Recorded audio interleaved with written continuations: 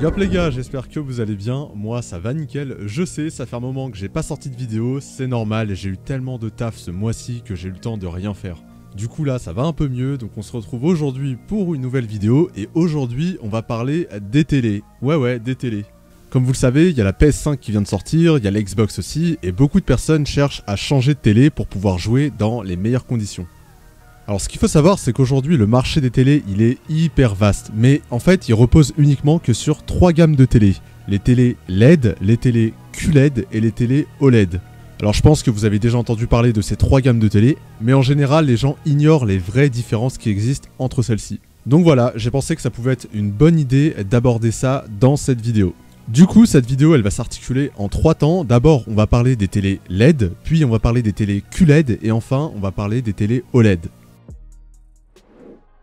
Avant toute chose, pour qu'on parte sur de bonnes bases, il faut tout d'abord comprendre comment fonctionne une télé. De façon schématique, une télé, c'est 2 choses. Une dalle et un rétroéclairage. Bien sûr, dans une télé, il va y avoir d'autres composants, mais le but ici, c'est vraiment d'avoir une idée schématique de comment ça fonctionne. Autre information à savoir, c'est que entre les différentes télés, la seule différence quasiment tient au rétroéclairage. Avant les télés LED, on avait les télés LCD qui étaient composées par une dalle LCD et un rétroéclairage avec des tubes de néon. Schématiquement, ça donne ce qu'on voit sur la vidéo qui s'affiche. Puis avec le temps, la technologie a évolué pour créer les télés LED, mais en réalité, les télés LED sont des télés LCD. On a décidé de parler de télé LED juste entre guillemets pour faire mieux, mais dans une télé LED, on retrouve une dalle LCD, sauf que c'est le rétroéclairage qui va changer puisque là, ce sera des diodes LED et non plus des tubes de néon. Les télés LED, c'est les télés qu'on connaît tous, c'est les télés grand public. Quand on va dans un magasin et qu'on va dans un rayon télé, 95% des télés qui sont présentées dans le rayon sont des télés LED. Donc voilà, c'est la télé que tout le monde a chez soi quoi. Maintenant, si on discute des avantages et des inconvénients des télés LED, on s'aperçoit que au niveau des avantages, il y a une très bonne luminosité, elle est très performante, notamment dans des contextes de haute luminosité. Par exemple, si vous regardez la télé et qu'il fait jour, qu'il y a du soleil dans votre pièce, en général, les télé LED s'accommodent plutôt bien à la situation. Un autre avantage, comme je l'ai dit, c'est que les télé LED, en fait, ce sont les télés grand public. Donc, les entrées de gamme d'une centaine de centimètres sont à peu près commercialisées à 350-400 €. Et il y a un énorme choix de variétés. Donc, on peut trouver des télés avec des designs totalement différents, ce qui est plutôt positif. Au niveau des points négatifs maintenant, alors si la luminosité est très performante sur les télé LED, par contre, le contraste, lui, pose quand même problème. En effet, tout dépend des télé LED, mais en général, le contraste n'est pas fameux. Alors si vous ignorez la différence entre la luminosité et le contraste, il y a beaucoup de vidéos qui traitent du sujet, mais de façon schématique, la luminosité, on pourrait qualifier ça comme l'éclat que peut avoir une couleur, alors que le contraste, lui, c'est plutôt la différence d'une couleur par rapport à une autre. Typiquement, vous avez du noir et du gris. Si votre contraste, il est bon, la différence entre le noir et le gris, vous la verrez bien. En revanche, si votre contraste, il n'est pas fameux, la différence entre le noir et le gris, vous la verrez quasiment pas. Un autre point négatif des télé LED, c'est l'effet de rémanence. C'est-à-dire que parfois, on va se poser devant une série ou un film et on va pouvoir observer que quand on passe d'une image à une autre, parfois on voit encore l'image précédente, alors même qu'on est passé à l'image suivante. Et donc ça, c'est ce qu'on appelle l'effet de rémanence et ça arrive très fréquemment sur les télé LED. Donc voilà, la télé LED, c'est vraiment la télé grand public, la télé qui est accessible à tous. C'est la télé qu'on va recommander à ceux qui regardent notamment la télé de manière très épisodique, qui regardent quasiment jamais de films, jamais de séries, auquel cas voilà, il n'y a pas besoin de prendre quelque chose de très puissant. Une télé LED, ça fait largement le taf.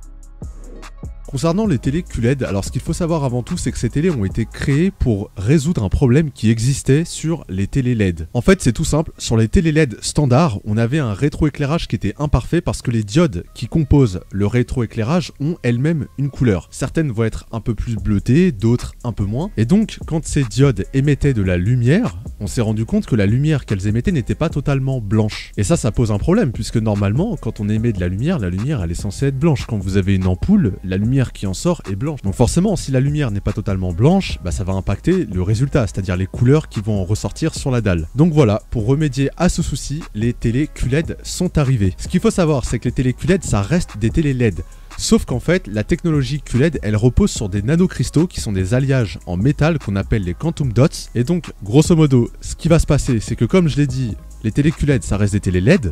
Donc ça veut dire qu'au niveau du rétroéclairage, on a aussi des diodes qui sont un peu bleutées et d'autres qui le sont un peu moins. Mais pour résoudre le problème, on va placer devant ces diodes des nanocristaux qui sont appelés les quantum dots, qui vont avoir des tailles différentes.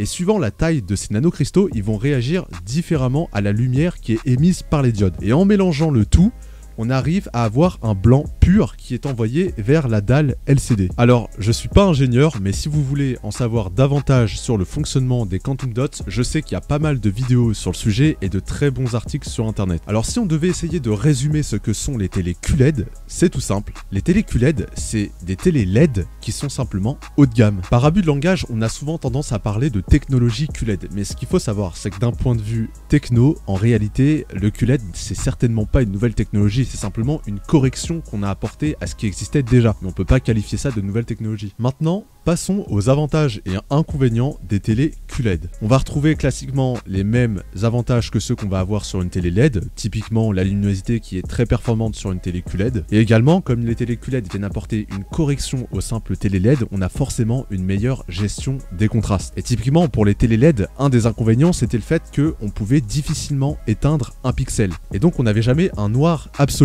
Ici, c'est totalement résolu puisque les constructeurs ont eu la bonne idée de diviser le rétroéclairage en une multitude de zones qui seront éclairées ou obscurcies en fonction de l'image affichée. Et concrètement, c'est ce qui va différencier une télé LED entrée de gamme avec une télé QLED qui, elle, est en réalité une télé LED mais haut de gamme. Et vous allez le voir directement si vous comparez deux télés l'une à côté de l'autre. Vous allez voir que le noir sur la télé QLED est beaucoup plus profond. Et étant donné que le noir est plus profond, forcément le contraste, lui, est plus important. Un autre avantage selon moi, c'est le rapport qualité-prix, puisque les télé QLED, c'est des télés qui sont considérées comme haut de gamme et honnêtement, on peut arriver à en trouver à des prix qui concurrencent même les télé LED standards. Je prends par exemple l'exemple de ma télé qui coûtait à peu près 900-950 € et j'ai réussi à l'avoir pour 680 €. Alors certes, je l'ai eu en réduction. Si ma mémoire est bonne, c'était durant le Black Friday, mais voilà, c'est pour dire que parfois il vaut mieux attendre un petit peu, quitte à ce qu'on prenne une télé qui soit vraiment meilleure. Mais je peux vous assurer que très honnêtement, quand vous regardez un film ou une série sur une télé QLED, franchement, ça vaut le coup. Enfin, un autre avantage qui peut-être en motivera certains à passer le cap, c'est que c'est une télé qui supporte très bien les jeux vidéo, on peut jouer plusieurs heures dessus sans aucun risque. Les dernières QLED de chez Samsung sont très optimisées pour les jeux vidéo, donc honnêtement si vous pouvez vous le permettre, franchement n'hésitez pas. Alors si on doit relever un inconvénient majeur, alors pour moi c'est celui-ci que j'ai relevé parce que de par mon expérience avec ma télé, c'est celui qui m'agace le plus, c'est la réactivité de la télé. Je trouve que la télé est plutôt lente et visiblement c'est un constat qui a été observé par plusieurs personnes. Alors quand je dis que la télé elle est lente, je sais que certains vont se dire mais qu'est-ce que ça veut dire? En fait c'est deux choses. Premièrement, c'est le changement des couleurs, c'est-à-dire que pour passer d'une couleur à l'autre, par exemple pour passer d'un jaune clair à un jaune foncé, il va y avoir un petit temps d'adaptation, et ça on le voit, donc c'est un petit peu gênant. Enfin, au début c'est gênant, après on s'y fait, honnêtement il n'y a pas de souci vis-à-vis de ça. Et l'autre côté lié à la lenteur de la télé, alors là c'est peut-être plus lié au processeur, honnêtement je saurais pas dire, mais tout simplement par exemple quand je vais vouloir ouvrir le menu, aller dans les paramètres, etc., ça met un peu de temps. Je sais pas expliquer comment, mais ça met du temps. Quand vous changez par exemple de chaîne, ça met un petit peu de temps. Donc voilà, ça c'est le côté un peu négatif, mais honnêtement, franchement, les télé QLED pour moi, ça reste l'un des meilleurs rapports qualité-prix. Je suis très satisfait de la mienne. Je suis quelqu'un qui regarde la télé essentiellement pour des films, pour des séries, pas tout le temps. Mais franchement, à chaque fois que je l'allume, en tout cas, moi, les personnes avec qui j'ai pu regarder la télé m'ont toujours dit que c'était une belle télé, que l'image était belle et ont toujours été agréablement surpris.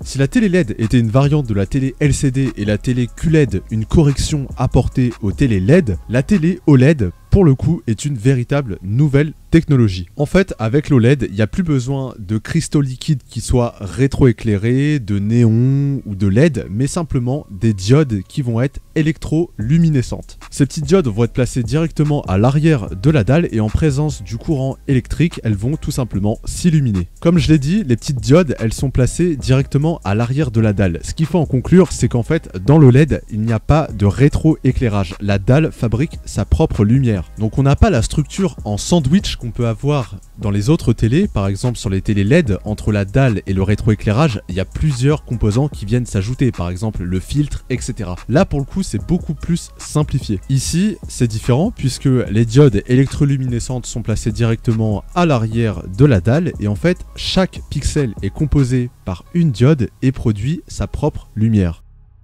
Concernant les avantages et les inconvénients des télé OLED, Au niveau des avantages, sans surprise, pour le coup, on a un contraste maximal. Le ratio de contraste sur les télés OLED est le plus élevé des télés qui existent actuellement sur le marché. On arrive à atteindre un noir qui est absolu. Certes, on avait un noir qui était profond avec les télés QLED, mais les télés QLED ne donnent pas un noir absolu. Et ça, c'est complètement logique, puisque comme on l'a dit, en fait, chaque pixel est composé d'une diode, et la diode, elle va produire sa propre lumière. Ce qui fait que pour avoir un noir absolu, il suffit tout simplement que le pixel qui contient la diode s'éteigne. Également, il y a un très bon angle de vision. Alors ça, je sais pas si vous voyez ce que je veux dire par là, mais c'est que en général, sur les télés standards, par exemple, si vous avez une personne qui est située en face de la télé, une personne qui est à droite et une personne qui est à gauche, et la même image, ces personnes-là ne vont pas voir exactement les mêmes couleurs. Or, pour une télé OLED, les personnes situées à n'importe quel angle de vision par rapport à la télé verront la même couleur. Et enfin, le dernier avantage principal à mes yeux, c'est le design. Souvent, les télés OLED ont un design assez particulier, très épuré. Pour le coup, c'est vraiment très beau. Étant donné qu'il n'y a pas de rétroéclairage, la dalle est très très fine. Bref, en termes de design, pour moi, on fait pas mieux. Au niveau des inconvénients, le principal d'entre eux, et non l'un des moindres, pour moi, ce sont les prix qui sont assez élevés, voire complètement excessifs parfois. Si vous voulez une télé OLED 4K, en général, il va falloir débourser plusieurs milliers d'euros. Personnellement, moi je pense que ça vaut pas le coup. Si vous êtes quelqu'un qui apprécie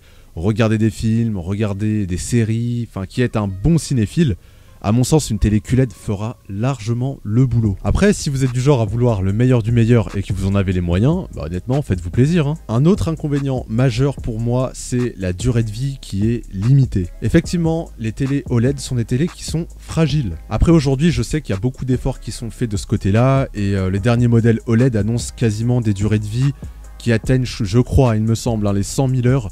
Ce qui est quand même énorme dans la vie d'une télé. Mais voilà, ça reste toujours des télés assez fragiles. Si vous la faites tomber par terre, en général, c'est mort pour vous. Et également, ça, je sais que c'est des rumeurs, mais je pense que c'est des rumeurs qui sont fondées. Il paraîtrait que les télés OLED sont très thermosensibles. Typiquement, elles sont sensibles à la température mais aussi aux UV. Donc si vous avez votre télé dans une pièce où le soleil tape dessus, à mon sens, elle va pas faire long feu. Et enfin, cette fragilité explique que ce sont des télés qui ne sont pas du tout conçues pour jouer aux jeux vidéo. Donc si vous avez acheté la PS5 ou la Xbox, clairement ne vous orientez pas vers ces télés puisque vous allez les abîmer. Elles sont pas du tout faites pour rester allumées de nombreuses heures comme les télés LED ou les télés QLED.